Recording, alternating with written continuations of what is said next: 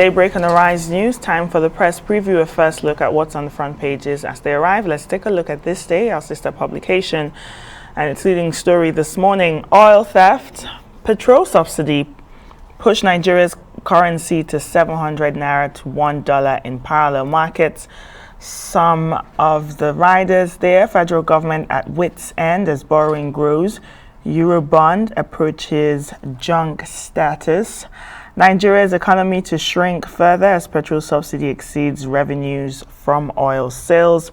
And the photo just below that, caption in solidarity with universities workers, shows the President, Nigeria Labour Congress, Ayuba, leading other union members to protest the ongoing strike by ASU. Let's take a look at more headlines. Federal government response to this day's report explains the excess crude account depletion. That's on page 12. And above the nameplate of This Day this morning, over 80 senators, majority House members moved to impeach Buhari over insecurity. And let's turn now to the Punch newspaper. It's leading with ISWAP. Fear spreads, presidency, senators clash over impeachment threat. Subsidy probe, reps say 23 oil firms unknown. And the review water bill, state governors tell lawmakers. ASU strike, Labour continues protests, slams politicians again. Let's look at The Guardian. The Guardian, it says, insecurity. Senators chant Buhari must go. Senate summons CBN Governor Emefiele as Naira breaks the 700 Naira ceiling. INEC recovers voter cards found in Bayelsa Forest. The Nation newspaper this morning, Senate in stormy session over renewed attacks by bandits. Minority senators walk out, give Buhari 6-week ultimatum. Above that, varsity strike, Labour, ASU, adamant. A rider there, we can stay off work for 2 years. And above the nameplate of The Nation this morning, governors reject water resources bill. They say it's inconsistent with the Constitution. And we're moving now to The Guardian paper. It's leading with insecurity. Okay, that's been taken. Let's look at the international papers then. The I paper rather. UK general strike threat if Truss takes on unions. Right, let's look at the Independent. Independent says households face energy bills of £500 per month. Almighty hit to living standards as Russia squeezes gas supply. Still on energy on the Daily Express, it says fears energy bills will hit shocking £3,850 a year. All right, for the press preview, let's bring in Emmanuel Bello, who joins us from our offsite studio. Emmanuel, good morning. Thanks for joining us this morning. Let's take a look at This Day. Okay, This Day newspaper says oil theft, petrol subsidy pushes Nigeria's currency to 700 naira to $1 in parallel market. I think that's 710 now.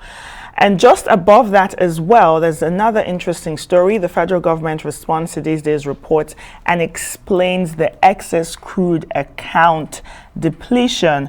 Remember, This Day reported that the Nigeria's ECA had gone from $35.37 million to $376,655. Now, the federal government says it was used as an advance for the payment of purchase of patrol vehicles for the Nigerian Navy. What do you make of these two headlines this morning, Emmanuel? Kenneth, Indy. Well, yes, the newspaper of records, like we call this day, is boldly leading with a problem that concerns all of us, and that's the problem of the economy. Of course, other serious issues, like the issues of security, is also well covered on the cover of the paper. But yes, the economy is center place, and it's very important. that is focused on. And I think that's what the paper has done. The crisis of the dollar with the naira, it's something that is worrisome. You don't even have to be an economist. And this story was well detailed. It's one of those interesting Emmanuel Ade's exclusive or incisive reports on the issue. And we've been reporting on this. This is almost sounding very, very all too familiar. And this paper has stayed on this story in a way that I don't think any other paper has done that. And it's a good thing that we're staying on the story.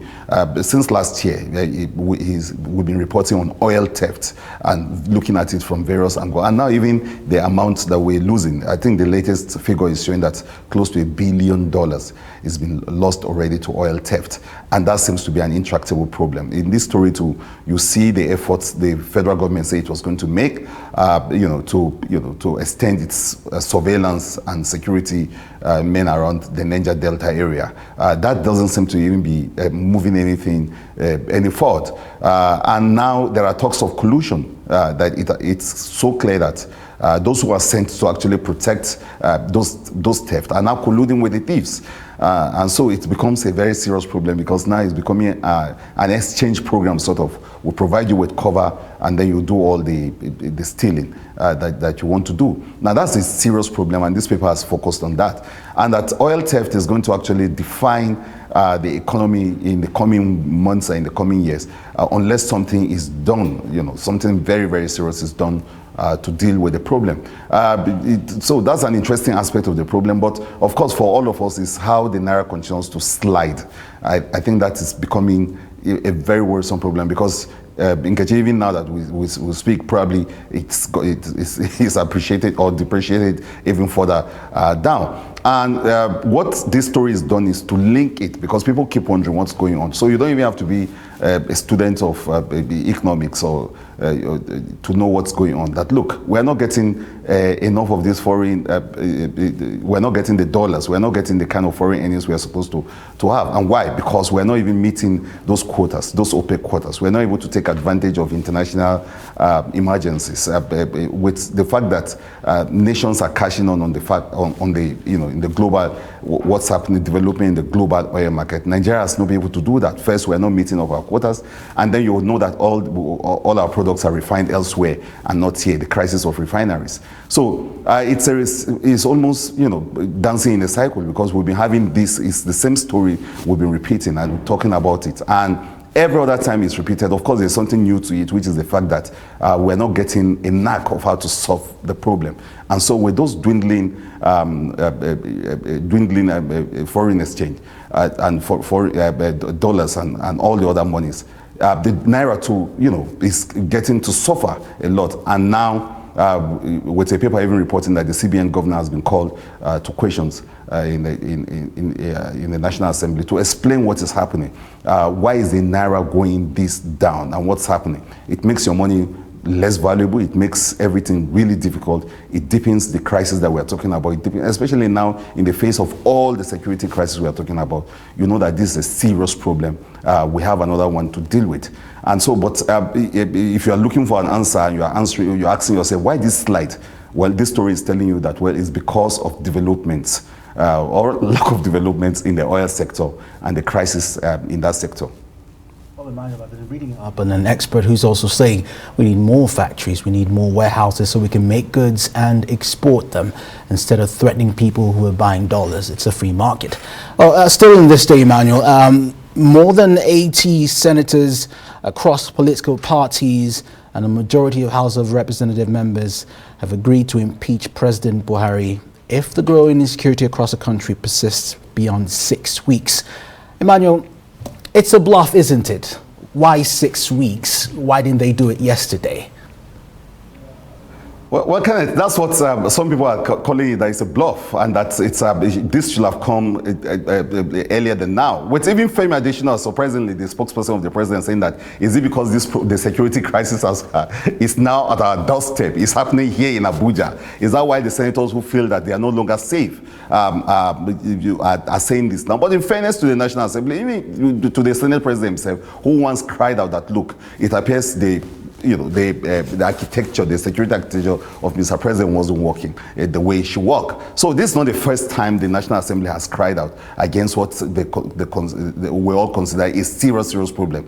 But this is the first time that they are making such a bold move. There's some people who say that, Femi Additional saying that it's a minority thing. It's not entirely minority. It's almost bipartisan in the way it's done. Those senators came out from all the political parties, and you could see determination on their faces, and they're giving the president a 6 weeks ultimatum. So it's not a bluff, really. Though some people, yes, you're right, kind of expected it earlier. A lot of people yesterday even just laugh it off and say, well, it's just one of those things. They will be called very soon and then it will be settled. But you can see some form of determination, because they are also faced with the existential threats that we're all faced with. So they know that this has to go beyond a bluff. But how that is going to happen, the mechanism of it, and the procedural issues around the issue of impeaching the president.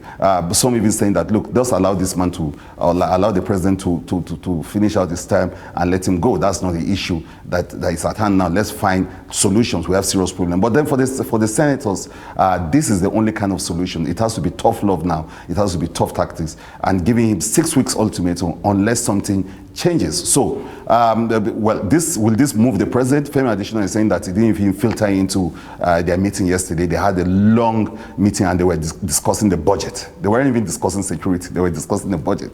So, what he's saying is that, he's calling their bluff. He's saying that, they are the minority. Their voice will not be, will not amount to anything. They have the right to say what they want to say, but the majority at the end of the day would determine. Well, there are people who are really behind this. A lot of people behind this. This threat, if you like it, or this ultimatum given to the president. It's coming also at the time that their NLC is protesting. So it came at a very good time, and I think it has a lot of fans. A lot of people, are filing behind this ultimatum. 6 weeks is going to be in the next, of course, few weeks. Now we're going to see whether the president will respond to this, whether we're going to see serious action around the issue of security. Less than 60, is it a minute? That's 60 seconds. The Nation says rising aviation fuel price forces airlines to cut prices. And then if you go to Punch, on the top mast there, it says review water bill. State governors tell lawmakers to review it in less than 60 seconds. Well, yeah, indeed, the aviation crisis has been there, and it's every day we keep hearing news stories around it. Of course, making air travel very difficult. It's also part and parcel of the entire general crisis of the energy crisis we're faced with, and everybody keeps wondering. So, like Kenneth likes to say, these problems are coming from all sides. You have the issue of the Niger Delta, those oil theft. Then you have security. That is almost everywhere, and then you have these ones that some people will say concern just the elite, air travel. But of course, all of us are also affected, because it's not just about the traveling of people. It's about cargo, it's about goods, it's about services. So everyone is affected by what's happening in the aviation sector. So it's a multifaceted problem, and I think what everybody wants to see now is some form of solution, because we have really hit bottom. Bello, that's the press review.